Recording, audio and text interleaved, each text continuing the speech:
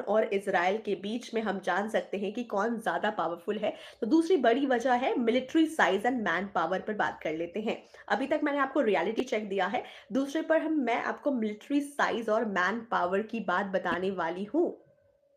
Yes, actually there has been a lot of damage in Dubai. Correct, correct.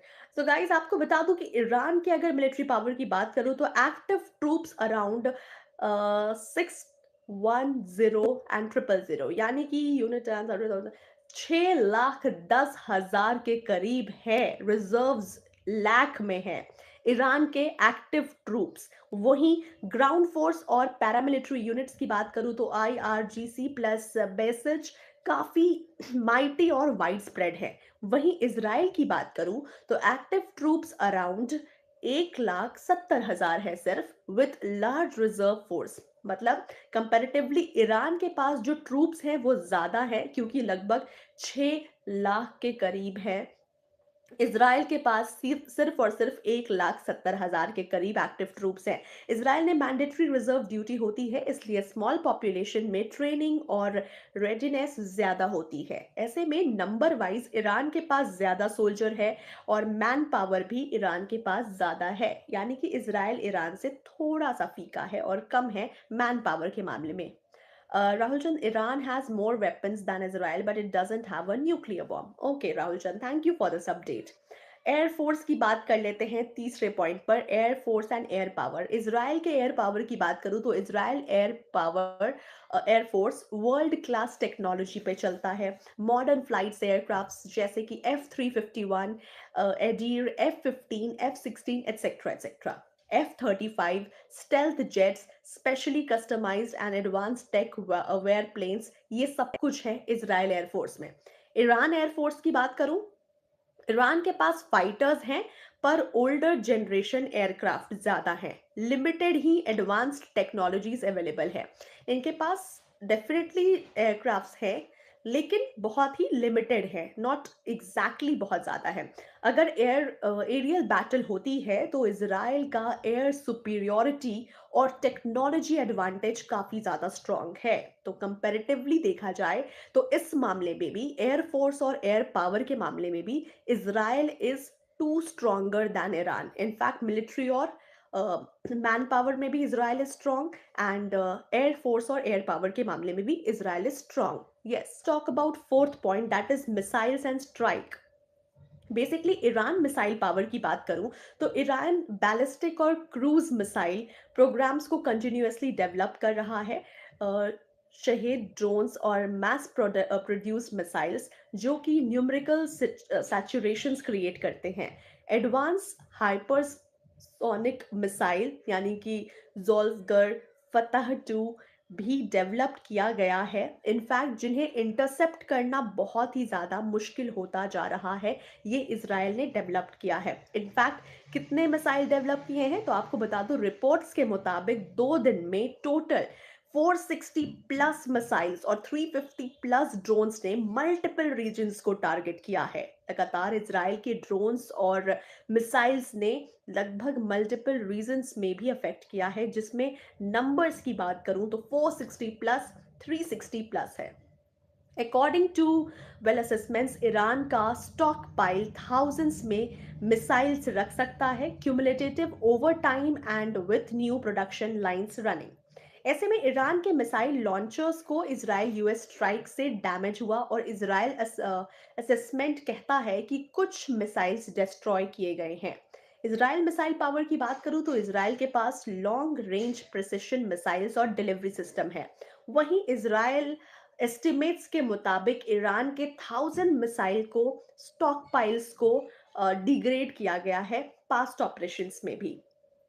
Short version की अगर बात करूं guys, तो Iran के पास शेयर मिसाइल नंबर्स और ड्रोन्स स्वाम्स का एडवांटेज है और इजराइल का प्रिसिशन स्ट्राइक और डिफेंस सिस्टम एक एडवांटेज है।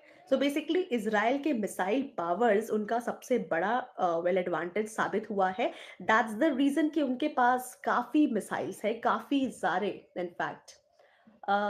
Thank you. Hi.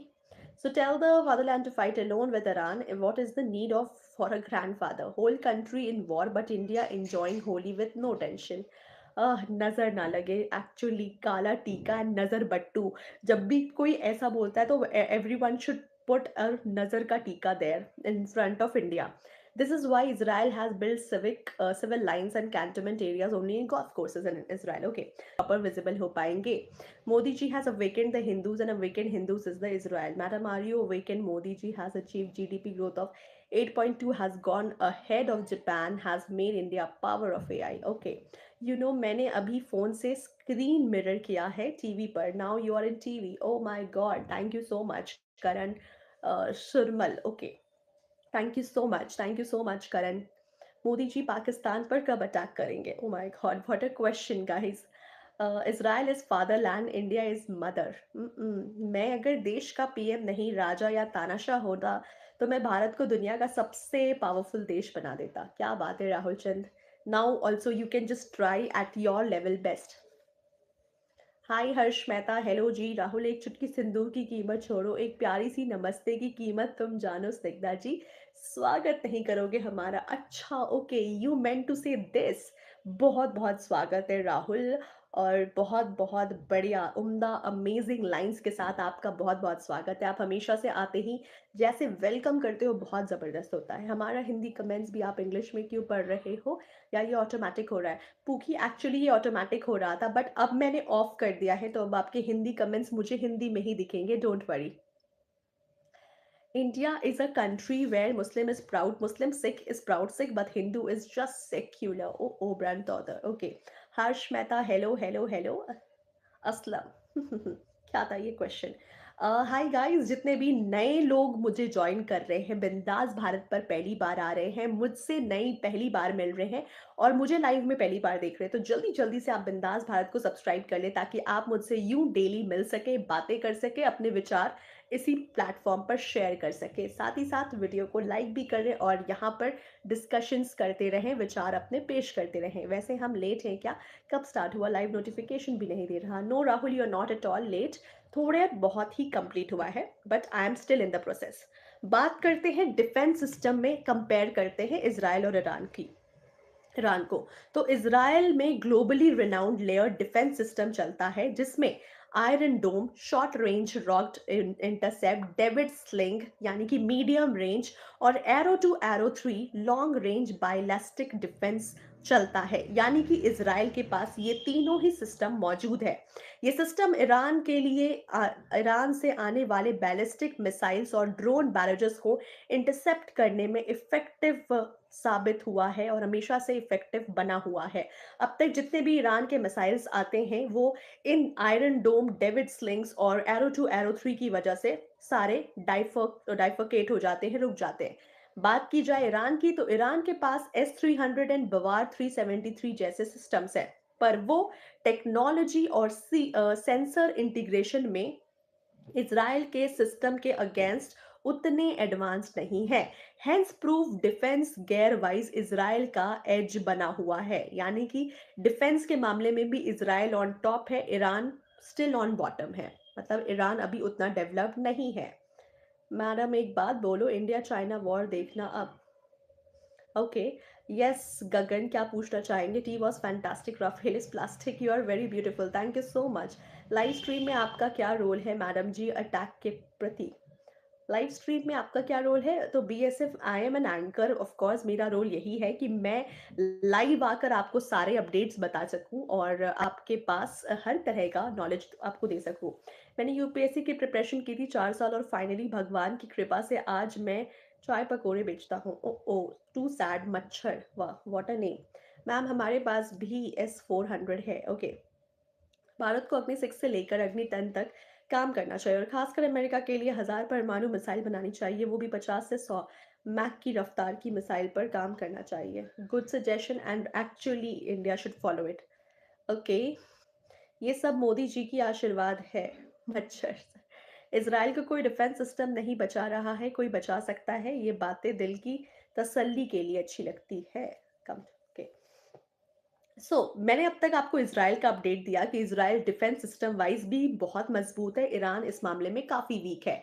नेवल और स्ट्रैटेजिक ज्योग्राफी पे बात करें तो ईरान का naval capability middle east strong focus रखती है, specially strait of Hormuz choke point control. वहीं ईरान के पास सबमरीन्स, फास्ट अटैक आर्स और कोस्टल डिफेंस सिस्टम है। वहीं इज़राइल की बात करूं तो इज़राइल की नेवी कंपैरेटिवली स्मॉलर और हाई टेक सबमरीन्स और कोस्टल स्ट्राइक कैपेबिलिटीज रखती है। नेवल डोमेन में ईरान रीजनल कंट्रोल में थोड़ा एडवांटेज रखता है, मेनली ड्यू टू लोकेशन और स्ट्रैटेजिक एरियाज। यानी कि नेवल और स्ट्रैटेजिक ज्योग्राफी की में अगर बात की जाए तो ईरान कंपैरेटिवली स्ट्रांग है इजराइल के कंपैरिजन में। बी बीडी आपके कमेंट्स मैंने डेफिनेटली पढ़ा है, और अगर वो विजिबल नहीं होगा तो मैं कैसे पढ़ूंगी। नेक्स्ट कमेंट आपका ये दिख रहा है जो कि मैं देख पा रही हूँ, इसके अलावा आपके कोई कमेंट नहीं है। हुसैन खान, वैसे आप बहुत प्यारे हो, thank you so much Hussain ji, बहुत बहुत शुक्रिया। बहुत बहुत स्वागत है आपका बिंदास भारत पर। सेवेंथ पॉइंट पर बात कर लेते हैं, दैट इज न्यूक्लियर फैक्टर, सबसे बड़ा game changer. Guys, Israel widely believe to possess nuclear warheads, जिसका एस्टिमेट होता है लगभग 90 से 400 अंडर एम्बिक्विटी पॉलिसी। वहीं ईरान की बात करूं तो ईरान ऑफिशियली न्यूक्लियर वेपन्स नहीं रखता है, पर एनरिच यूरेनियम और प्रोग्राम एडवांस्ड स्टेजेस में है। पोटेंशियली देखा जाए तो रैपिड ब्रेकआउट कैपेबिलिटी है। न्यूक्लियर ये एक डिसेसिव स्ट्रैटेजिक एडवांटेज है। इज़राइल ने in terms of actual arsenal के साथ ज्यादा पावरफुल स्टेट माना जाता है। इकोनॉमी एंड डिफेंस बजट पर भी बात कर लेते हैं तो गाइस, इजराइल डिफेंस बजट के मामले में $30 बिलियन एनुअली स्ट्रॉन्ग इकोनॉमी और टेक इन्वेस्टमेंट में हेल्प है। वहीं ईरान डिफेंस बजट में सिर्फ $15 बिलियन सैंक्शंस और इकोनॉमिक कॉन्स्ट्रेंट के बावजूद मिलिट्री मेंटेन करता है। ऐसे में देखा जाए तो इकोनॉमी वाइज इजराइल ज्यादा स्ट्रॉन्ग है as comparison to Iran. Economic muscle के हिसाब से इजराइल ज्यादा खाली एडवांस टेक और सस्टेनमेंट इन्वेस्टमेंट कर सकता है।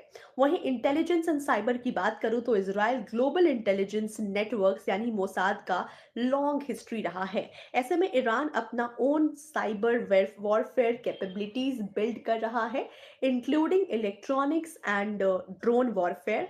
In fact but globally recognize intel advantage ये है कि इजराइल के पास ज्यादा मेच्योर और ग्लोबल रीच है, ऐसे में कंपैरिजन टू ईरान। यानी कि ओवरऑल देखा जाए तो अब तक हमने जितने भी कंपैरिजन्स किए सब में इजराइल ऑन टॉप है एंड ईरान ऑन बॉटम है। तो completely we can agree on the point कि इजराइल ज्यादा स्ट्रांग है एज कंपेयर टू ईरान है। बैटलफील्ड और कैपेबिलिटी की तो लेट्स ब्रेक इट डाउन।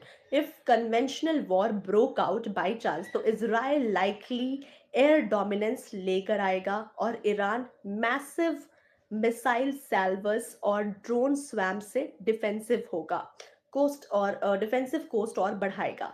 तो देखा जाए तो अगर स्ट्रेंथ कंपैरिजन मैं चार्ट आपके सामने वेल रखना चाहूंगी कि उसको हम कैसे एक्सप्लेन कर सकते हैं बाय चार्ट।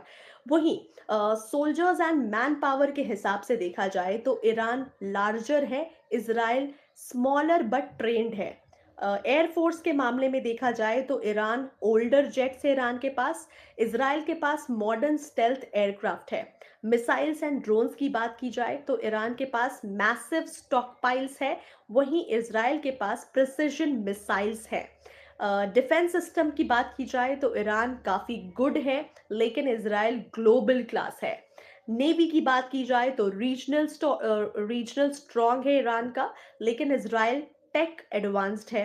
और वहीं बजट की बात की जाए तो ईरान एट लोअर है, इजराइल एट हायर है। इनफैक्ट इंटेल एंड साइबर की बात करूं तो अभी तक ईरान स्टिल ग्रोइंग सिचुएशन में है एंड इजराइल हाईली एडवांस्ड है। तो basically this was a complete comparison between Israel and Iran and hence proved कि ओवरऑल देखा जाए तो Israel is quite stronger as compare to Iran. So conflict dynamics पर बात कर लेते हैं कि आज की हेडलाइंस के मुताबिक ईरान रिलेशन ने गल्फ स्टेट्स और इवन यूएस एम्बेसी टारगेट्स पर ड्रोन्स और मिसाइल्स फायर किए हैं। वहीं इजराइल यूएस स्ट्राइक्स ने ईरान के मिलिट्री इंफ्रास्ट्रक्चर पर इंटेंस बॉम्बार्डमेंट किया है। इनफैक्ट ग्लोबल ऑयल शिपिंग की बात करूं तो स्ट्रेट ऑफ हॉर्मूज इफेक्ट होता जा रहा है। इंटेंट और शटडाउन जैसे मेजर्स ईरान साइड पर चल रहे हैं। वहीं हुज मोर पावरफुल पर बात कर लेते हैं तो सिंपल कंक्लूजन ये है कि 2026 के पर्सपेक्टिव से ईरान की बात करूं तो ईरान के पास लार्जर कन्वेंशन फोर्सेस है, soldiers plus missiles plus drones. वहीं स्ट्रॉन्ग रीजनल डोमिनेंस पोटेंशियल रखता है ईरान, और प्रॉक्सी ग्रुप्स और spread influencers across middle east. काफी प्रॉक्सी ग्रुप और स्ट्रॉन्ग इन्फ्लुएंस है ईरान का। बट इसराइल की बात करूं तो superior tech, defence system, air force and nuclear capability, वहीं better integrated command, trained forces, intelligence, reach, higher defence budget और एडवांस्ड वेपनरी। देखा जाए ओवरऑल अगर वर्डिक्ट पर बात करें तो इसराइल वर्सेस ईरान की बात कर रही हूं तो इन कन्वेंशनल नंबर्स और वॉल्यूम में ईरान स्ट्रांग है। वहीं in technology, precision defence system, sustain strike capability and nuclear deterrence में इसराइल ज्यादा स्ट्रांग है। वहीं मैथमेटिकल पावर बैलेंस में इसराइल का एज दिखता है, specially in modern combat techs and differences deterrence. Well guys, आप सभी को यही बोलना चाहूंगी, आंसर इज वेरी सिंपल। अगर सीधा कन्वेंशनल बैटल होता है तो ईरान मैसिव आर्मी और मिसाइल के साथ डेंजरस ओपोनेंट रहता, लेकिन technology, air domes, air dominance और न्यूक्लियर डेटरेंस की वजह से देखा जाए तो इसराइल ज़्यादा पावरफुल माना जाता है एज ऑफ 2026। तो 2026 में इट्स प्रूफ कि आखिरकार जो इसराइल है वो ज़्यादा पावरफुल है as compare to Iran. Well, this was a proper differentiation between Israel and Iran जो मैंने आपके सामने रखा है। मिलते हैं नेक्स्ट लाइव में, एंड तब तक के लिए आप सभी बिंदास रहें, स्वस्थ रहें, मस्त रहें, और बिंदास भारत को सब्सक्राइब करें अगर आप पहली बार बिंदास भारत पर आए हैं, और साथ ही साथ मेरे वीडियोस को लाइक करें। फिलहाल के लिए बस इतना ही, मिलते हैं नेक्स्ट लाइव में। Bye bye, take care.